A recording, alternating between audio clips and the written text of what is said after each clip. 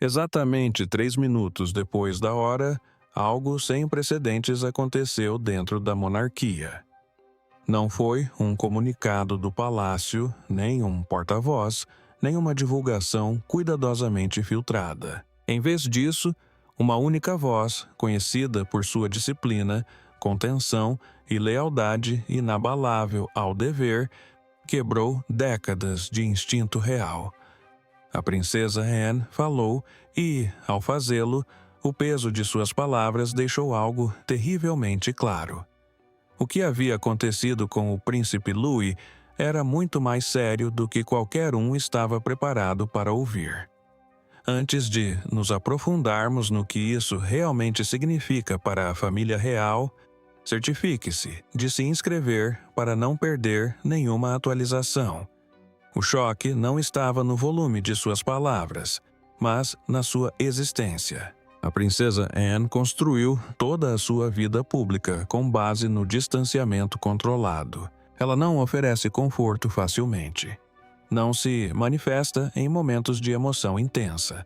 Quando crises irrompem, geralmente é ela quem mantém a estrutura unida silenciosamente nos bastidores, não quem aborda a ruptura em si. É precisamente por isso que este momento teve um impacto tão forte. Se Anne estava falando agora, significava que as regras habituais não se aplicavam mais. O horário por si só soou o alarme em todas as redações da realeza. 3 minutos depois da hora não é acidental, é fora do padrão. Os anúncios da realeza são planejados para simetria, previsibilidade e calma. Isso não foi nada disso. Isso foi uma interrupção. Isso demonstrava urgência, não cerimônia. Algo havia quebrado o ritmo interno da instituição, forçando uma resposta que não podia mais esperar pela perfeição. Nas salas de imprensa, jornalistas experientes congelaram. Roteiros foram abandonados no meio da frase. Telefones tocaram com a mesma mensagem silenciosa, passada de mesa em mesa. Isso não é uma forma de tranquilizar. Isso não é uma tentativa de minimizar os danos. É algo completamente diferente. O tom de Anne confirmou isso quase imediatamente. Não havia palavras amenas, nem frases suaves para tranquilizar o público. Suas palavras carregavam peso, não calor. Soavam ponderadas, mas não esperançosas, deliberadas, mas não inconclusivas. O que mais incomodou os ouvintes foi a finalidade oculta entre suas frases. Ela não falou em fases, não falou em monitoramento, não falou em otimismo. Em vez disso, falou com a autoridade de quem reconhece uma linha que já foi cruzada. Cada pausa parecia intencional. Cada omissão parecia mais impactante do que as palavras ditas. E então surgiu a pergunta que ninguém podia ignorar. Por que agora? Por que não William, cuja voz a nação associa à vulnerabilidade? Por que não Catherine, cuja empatia já ajudou a família a superar tempestades anteriores? A resposta foi arrepiante em sua simplicidade. Não era um momento para emoção. Era um momento para seriedade. Anne foi escolhida porque sua voz não treme a menos que o chão sob seus pés já esteja tremendo. Ouvintes atentos começaram a dissecar sua entonação. Palavras que geralmente sinalizam uma perturbação temporária estavam ausentes. Palavras de conforto, não. Até mesmo a escolha do tempo verbal sugeria permanência, e não mera passagem. Não eram palavras de alguém ganhando tempo. Eram palavras de alguém reconhecendo as consequências. E quando silêncio retornou, após ela terminar de falar, uma verdade se instalou com força em toda a nação. Este não era o começo de uma história. Era o momento em que a história não podia mais ser contida. Mas, para entender por que as palavras da princesa Anne carregavam uma autoridade tão devastadora, Precisamos observar o que vinha acontecendo nos bastidores do palácio muito antes de o público sequer perceber que algo estava errado. Durante meses, o palácio se comunicou em frases incompletas e ausências estratégicas. Sorrisos surgiam onde deveria haver preocupação. O silêncio substituiu as explicações, e o príncipe Louis, outrora a criança mais visivelmente alegre da família real, começou a desaparecer de vista, sem anúncios formais, sem cronogramas, sem garantias. O que o público não percebeu foi que o palácio não estava retendo informações para proteger a privacidade. Estava retendo-as porque a verdade ainda não tinha palavras. Dentro dos portões do Palácio de Buckingham, um lento desmoronamento já havia começado. As comunicações reais, antes conhecidas pela precisão impecável e gestos simbólicos, tomaram um rumo silencioso, porém perturbador. As declarações se tornaram mais curtas. As menções ao príncipe Louis, antes frequentes nas notícias da família, tornaram-se esporádicas, vagas e, por fim, inexistentes. Mas não era o que era dito que incomodava os membros da família. Era o que era omitido. A escolha deliberada de remover seu nome dos compromissos escolares, a ausência até mesmo das menores fotografias, a persistente evitação do termo bem. Isso não era diplomacia, era evasão. Para o mundo exterior, parecia apenas uma família buscando espaço. Mas aqueles treinados em decifrar a linguagem da monarquia já pressentiam isso. O silêncio não era calmo, era estratégico. E dentro da instituição, essa estratégia estava se fragmentando. Os conselheiros estavam divididos. Alguns acreditavam que a honestidade criaria histeria. Outros alertavam que a continuidade desse bloqueio emocional destruiria o pouco controle que restava. A expressão retirada temporária foi elaborada, revisada e, por fim, rejeitada. Era uma esperança excessiva, uma desonestidade, porque ninguém dentro do palácio realmente acreditava que aquilo fosse temporário. Pior ainda, as poucas aparições de Louis nos meses anteriores agora assumiam um novo e perturbador significado. Imagens antes celebradas por seu charme agora mostravam algo completamente diferente. Seus olhos arregalados, antes vistos como curiosidade brincalhona, pareciam distantes.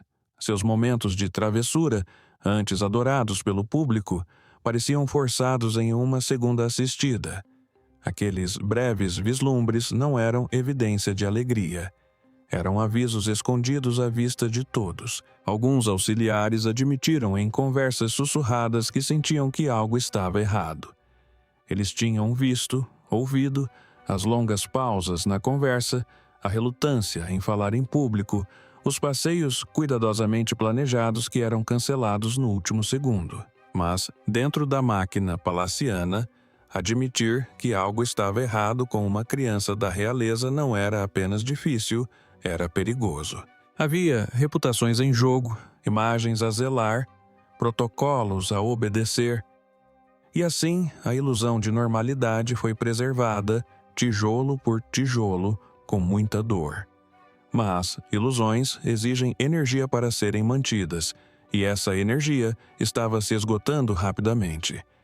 Nos aposentos privados, o desgaste emocional aumentava. Aqueles mais próximos de Louis não o protegiam do escrutínio público. Eles estavam se protegendo da verdade insuportável de que ele estava piorando. O que começou como uma pausa em sua agenda se transformou em um vazio. O que começou como um silêncio protetor se tornou uma distância sufocante. Então, sem aviso prévio, os sussurros deixaram de ser privados. Assessores do palácio pararam de se referir à situação como administrável. conselheiros seniores começaram a revisar discretamente planos de longo prazo para um futuro onde Louis talvez nunca mais voltasse aos holofotes. Foi nesse momento que tudo mudou da confusão para um medo silencioso. O silêncio não era mais sustentável, e a verdade não podia mais ser contida. E à medida que a incerteza aumentava, o fardo não recaía apenas sobre conselheiros ou funcionários. Esmagou os pais, forçados a viver duas realidades simultaneamente. A portas fechadas, o futuro rei e a futura rainha não estavam traçando estratégias para melhorar a imagem pública. Eles estavam se desmoronando.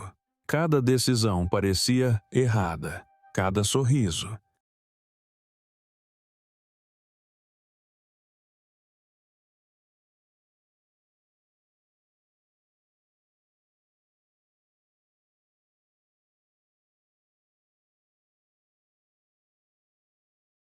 Sentiam-se desonestos. William e Catherine estavam presos entre dois papéis insuportáveis: protetores da instituição e pais que viam seu filho se afundar em algo que não conseguiam nomear, consertar ou do qual não conseguiam fugir. E a parte mais perturbadora não era o que eles fizeram, mas sim o que perceberam tarde demais. William cresceu dentro dos limites da performance, onde a emoção é cuidadosamente planejada e a fraqueza é medida em manchetes. Mas nada em suas décadas de preparação o havia preparado para isso. A culpa começou lentamente, como uma dor surda que ele tentou ignorar. Dizia a si mesmo que era apenas uma fase, confiava na rotina. Mas cada sinal perdido agora ecoava em sua mente com uma clareza esmagadora. As manhãs em que Louis dizia que não queria ir. As noites em que ele pedia para ficar em casa. Os sorrisos que não chegavam aos olhos. William não era apenas um pai que não percebeu os sinais. Ele era um futuro rei, preocupado demais em preservar seu legado para ver a ruptura que acontecia em sua própria casa. Catherine, sempre o pilar sereno da família, carregava um fardo diferente. O dela era o peso silencioso de manter todos unidos. George, Charlotte, William, até mesmo os empregados domésticos. Ela se movia pelos cômodos como uma maré constante, escondendo seu próprio medo sob gestos de calma. Mas, por baixo dessa superfície havia exaustão emocional, porque toda vez que olhava para o filho mais novo, ela sentia algo se esvaindo, algo se apagando. E embora tentasse expressar em palavras, o palácio não tinha palavras para descrever esse tipo de colapso. Nem em público, nem em privado. A rotina real tornou-se a armadura da família. Sessões de fotos, aparições públicas, levar os filhos à escola, tudo meticulosamente organizado para criar a ilusão de normalidade. Mas, por trás dos flashes das câmeras e dos sorrisos cerimoniais, tudo estava se deteriorando. Não era apenas Louis que estava se isolando. Era toda a família real à beira do colapso. George ficou mais quieto. Charlotte se agarrou ainda mais ao irmão.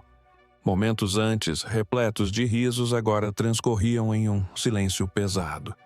Os corredores do palácio nunca pareceram tão ecoantes, tão dolorosamente silenciosos. O conflito entre instinto e expectativa os dilacerava. Cada vez que Catherine estendia a mão para o filho, lembrava-se das câmeras.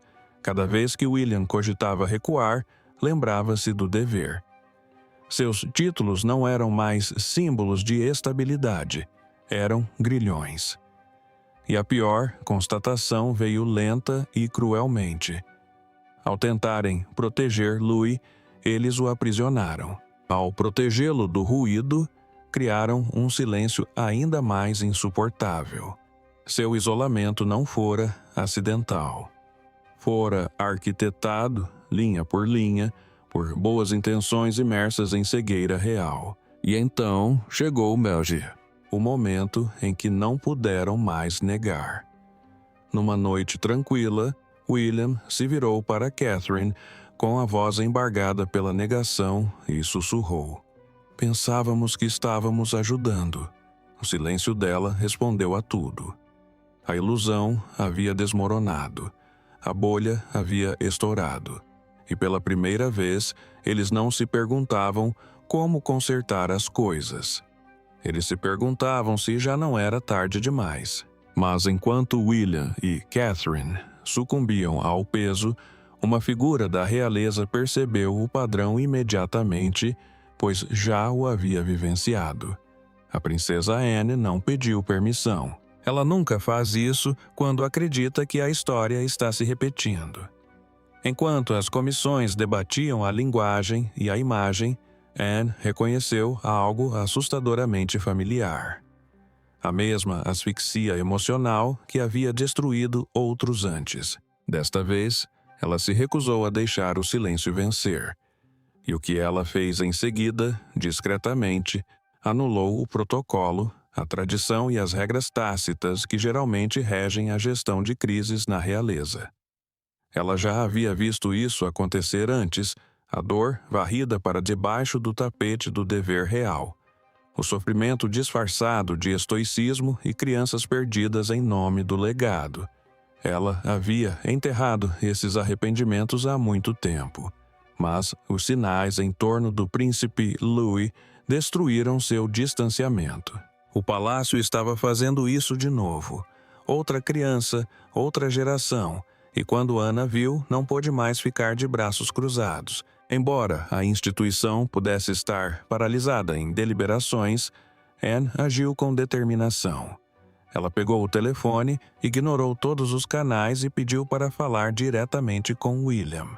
Não como membro da realeza, não como conselheira, mas como sua irmã. O que foi dito naquela conversa jamais seria transcrito. Mas aqueles que testemunharam o comportamento de William depois sabiam que aquilo havia mudado tudo e não oferecia nenhum consolo. Ela deu orientações. Disse-lhe que o palácio não estava preparado para resolver a situação. Que terapeutas, médicos e consultores envoltos em protocolo real não eram o que Louis precisava. Ele não precisava ser controlado. Ele precisava ser afastado do palácio, da imprensa, das pressões que nenhuma criança deveria suportar. Era a única maneira de salvá-lo. Anne não falou em hipóteses. Ela foi direta. A criança estava se afogando e a instituição estava apenas segurando a água. William ouviu e, pela primeira vez em meses, parou de esperar pela aprovação do palácio e começou a ouvir algo mais profundo, seu instinto de pai. A solução dela não era inovadora em sua complexidade, era radical em sua simplicidade. Anne não recomendava programas estruturados ou clínicas particulares. Ela sugeria liberdade. Silêncio sem segredos, estrutura sem escrutínio. Dias que começavam com algo tão simples como alimentar os animais, caminhar ao ar livre e não ter câmeras à espera no final. Ela tinha visto o que a rotina rígida fazia aos outros. Agora, insistia em quebrá-la e sem anúncio, sem despedida encenada, o príncipe Louis foi discretamente afastado da vida pública. Nenhuma declaração foi emitida, nenhuma explicação foi oferecida. E, no entanto, dentro do palácio, a decisão provocou um caos silencioso. Os funcionários não estavam indignados porque era errado. Estavam indignados porque não tinha autorização. Anne tinha cruzado uma linha. Tinha tomado uma decisão real sem a bênção da coroa. Ela havia quebrado a hierarquia e, pior, lembrado a todos que a clareza moral nem sempre espera pelo consentimento institucional. Murmúrios de desconforto percorreram a equipe. Alguns a acusaram de abuso de poder. Outros, em voz baixa, admitiram que ela havia feito o que ninguém mais ousara fazer. Mas Anne não se importava com as fofocas. Ela já tinha visto o preço do silêncio. Não permitiria que lhes custasse caro novamente. Enquanto o príncipe Louis era discretamente retirado de vista, algo mais começou a se mover dentro do palácio. Algo mais frio, mais perigoso e muito menos compassivo. O documento não deveria vir à tona, digitado em linguagem neutra e carimbado com confidencialidade. Falava não de cura, mas de controle, não de uma criança, mas de exposição. Quando o memorando chegou às mãos de William, não se estilhaçou. Acredite, revelou a verdade mais sombria de todas. Para alguns, dentro da instituição, o príncipe Louis não era mais um filho ou um menino. Ele era um risco. A informação chegou silenciosamente, passou despercebida pelos canais, envolta em frases polidas e frieza burocrática.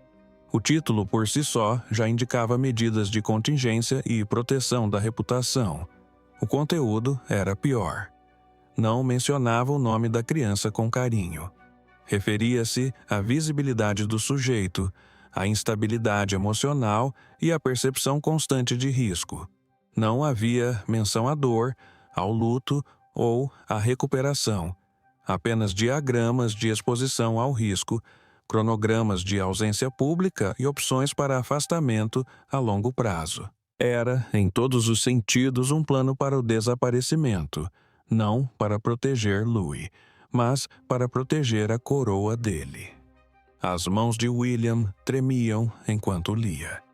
Ele sabia que o palácio podia ser frio.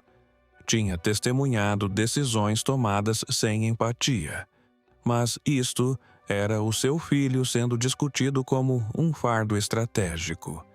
Seu filho reduzido a um perfil de risco, e a pior parte não eram apenas as palavras. Era o fato de o documento sequer existir, elaborado, revisado e discretamente distribuído. Passou por várias mesas, foi lido por pessoas em quem ele confiava e ninguém o impediu. Nenhuma voz disse: "Isto é uma criança, não um cálculo." O que se seguiu dentro do palácio foi explosivo. William não costumava gritar. Não precisava. Mas, naquele dia, as paredes tremeram. Ele invadiu os escritórios de consultoria privada, com o memorando amassado na mão, exigindo nomes, exigindo responsabilidade. Sua voz rompeu a calma estéril dos corredores do palácio com a fúria de um pai traído. Ele não é uma narrativa. Ele não é uma fraqueza. Ele é meu filho.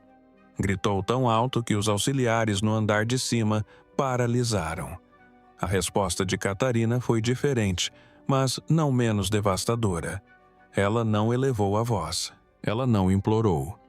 Entrou em silêncio na sala, onde estavam os assessores seniores, colocou o memorando impresso sobre a mesa e ficou olhando fixamente. Era o tipo de silêncio que fazia até os burocratas mais experientes se contorcerem. E então, com uma voz fria como aço, fez apenas uma pergunta. "Vocês falariam assim se fosse o filho de vocês?" Não houve resposta, porque não havia ninguém que pudesse defender o que havia sido escrito. Quando Anne leu o documento, sua reação foi imediata e pública. Ela não esperou por permissão, não suavizou o tom. Denunciou-o como covardia disfarçada de estratégia. Aos seus olhos, aquilo não era apenas uma falha de liderança. Foi a confirmação definitiva do que ela há muito suspeitava. A instituição não estava apenas desconectada da realidade. Estava emocionalmente falida, e agora havia colocado essa falência no papel. Nos dias que se seguiram, tudo mudou. O que antes era sussurrado a portas fechadas agora era inegável. O palácio, ao tentar conter os danos, expôs sua falha mais profunda. a disposição de sacrificar a humanidade em prol da imagem. O sistema não apenas falhou com Louis, como tentou apagá-lo da história. Assim que o memorando vazou, o palácio não conseguiu mais controlar a narrativa, e a reação do público foi simplesmente sísmica. No momento em que trechos se tornaram públicos, algo ancestral se quebrou. Não se tratava de fofoca ou escândalo, mas de indignação moral. Os pais viram seus próprios filhos no príncipe Louis. Os defensores da saúde mental viram décadas de negligência expostas em preto e branco. E pela primeira vez na história moderna, a monarquia não estava defendendo um erro, mas sim sua humanidade. O vazamento não foi acidental. Foi deliberado, preciso e devastador. A linguagem fria do memorando interno, frases como risco à reputação, estratégia de contenção e invisibilidade a longo prazo, atingiram o público como um tapa. Essas não eram palavras escolhidas para consumo público. Eram destinadas a salas silenciosas e corredores tranquilos para nunca verem a luz do dia. Mas, quando isso aconteceu, desencadearam uma tempestade. Apresentadores de telejornais tremiam ao lê-las no ar. Manchetes gritavam traição. As redes sociais explodiram não de curiosidade, mas de fúria. Em poucas horas, o foco mudou da compaixão pelo príncipe Louis para a indignação contra a própria instituição. O palácio deixou de ser visto como um lar em luto e passou a ser retratado como uma máquina fria, capaz de roubar a identidade de uma criança para proteger uma imagem. Organizações de saúde mental se manifestaram com urgência e indignação. Declarações de psicólogos pediátricos, especialistas em trauma e grupos de defesa dos direitos das crianças foram divulgadas em profusão. Eles não criticaram apenas a linguagem.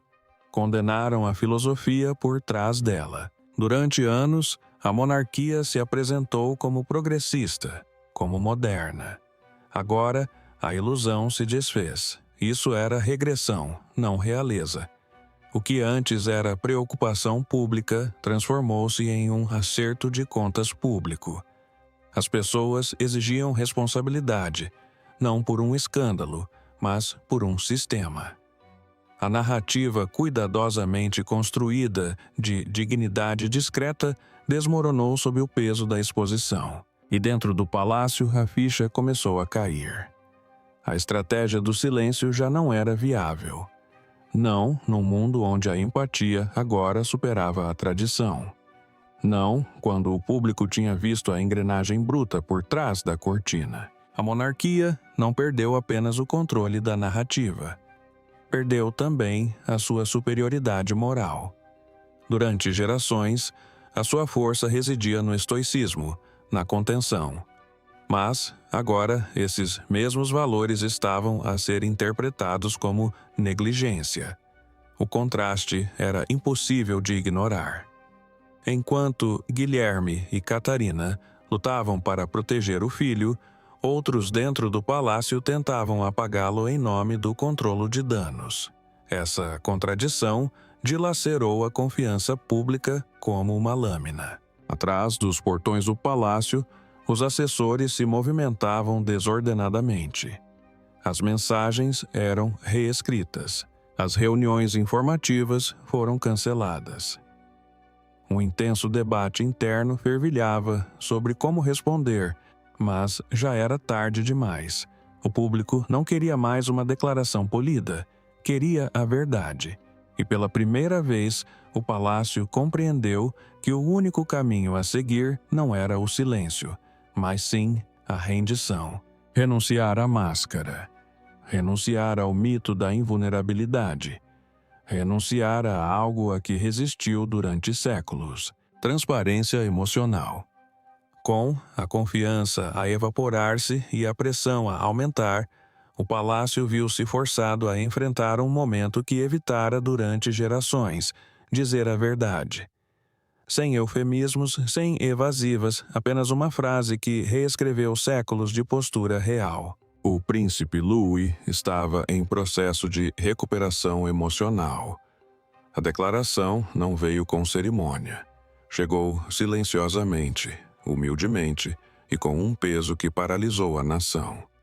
Pela primeira vez, a força não foi demonstrada pela compostura, mas sim pela honestidade. A mensagem oficial foi breve, apenas algumas linhas, mas o suficiente para derrubar um muro que havia permanecido de pé por gerações. Pela primeira vez, a coroa reconheceu algo cru, algo humano, algo sem retoques. Não havia frases cuidadosamente elaboradas como tempo a sós ou retiro temporário. Nenhuma linguagem de distanciamento, nenhuma implicação de escândalo, desordem ou doença, apenas a verdade. O príncipe Louis estava recebendo cuidados emocionais contínuos, e a família agradeceu ao público pela compreensão. Não foi apenas a clareza que surpreendeu a nação. Foi a vulnerabilidade por trás dela. Esta não era essa linguagem da monarquia. Era a linguagem da maternidade. Porque, enterrada em cada sílaba, estava a voz de Catherine. Fontes próximas ao palácio confirmaram seu papel na definição da mensagem, recusando-se a permitir que fosse filtrada por equipes de relações públicas ou suavizada por protocolos. A redação, deliberada e precisa, carregava sua marca, empática, porém firme, aberta, porém digna. E então, poucas horas depois, chegou a segunda mensagem. Esta, escrita à mão pela própria Catarina. Sem brasão, sem cabeçalho real, apenas tinta, emoção e uma inconfundível ruptura com o tom reservado da instituição. Ela não revelou tudo, nem tentou, mas o que compartilhou rompeu o ruído. Agradeceu ao público pela paciência, reconheceu o peso do silêncio e proferiu uma única frase inesquecível. Algumas verdades são delicadas demais para serem compartilhadas até que estejam prontas para serem acolhidas. Não era apenas um bilhete, era uma confissão. Era um convite à compaixão e não à curiosidade. E o público não apenas o leu, sentiu-o. As reações vieram em ondas. Da Grã-Bretanha ao Canadá, da Austrália à África do Sul. De lares, hospitais e salas de aula. As pessoas se viram na mensagem.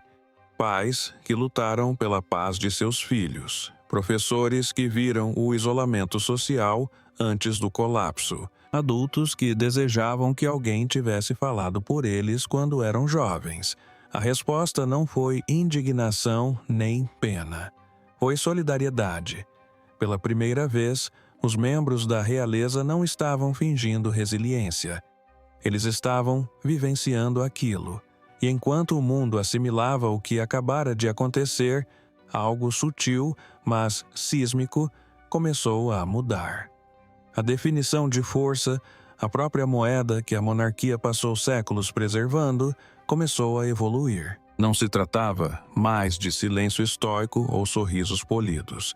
Tratava-se da coragem de dizer o que não era dito.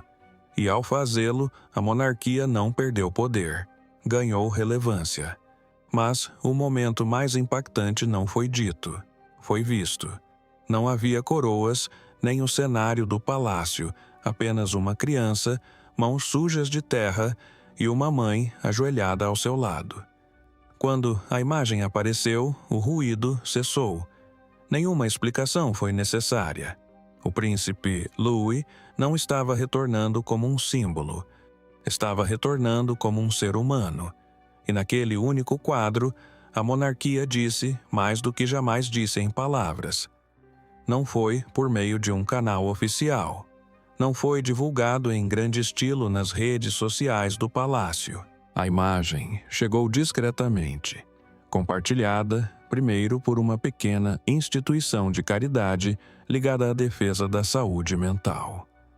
Sem comunicado de imprensa, sem assinatura, sem créditos, apenas uma única fotografia que carregava o peso de meses de sofrimento, confusão, silêncio e recuperação.